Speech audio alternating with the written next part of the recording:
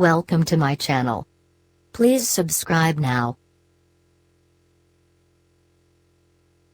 In a post-Viper world, the Challenger has become the object of Dodge and SRT's performance affections.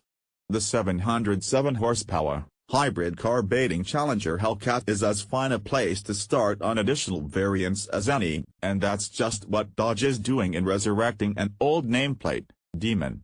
Now comes a bit more information that seems to confirm the SRT Demon will be a ferocious drag racing, well, Demon.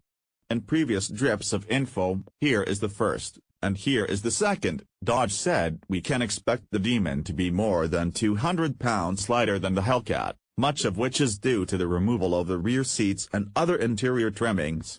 It'll also have its own steering, suspension, and brake setups.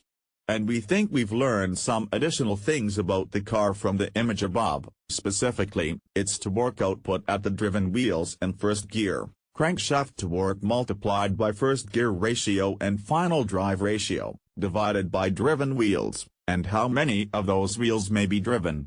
The car is wearing a license plate that says number 2576 at 35, which we interpret to mean that it will make 2,576 pounds-to-foot of torque at 3,500 revolutions per minute, again, to each driven wheel.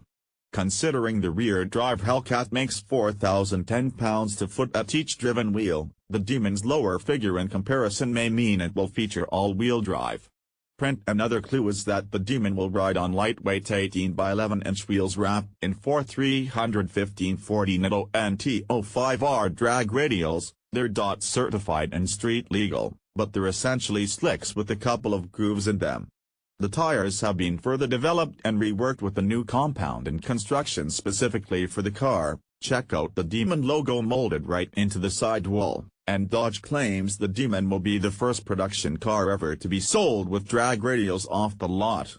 But it makes little sense to fit drag radials to the front wheels unless those wheels are driven. That said, Dodge and SRT would have to remove massive amounts of weight from a Hellcat to add an all-wheel drive system and still come in 200 pounds trimmer.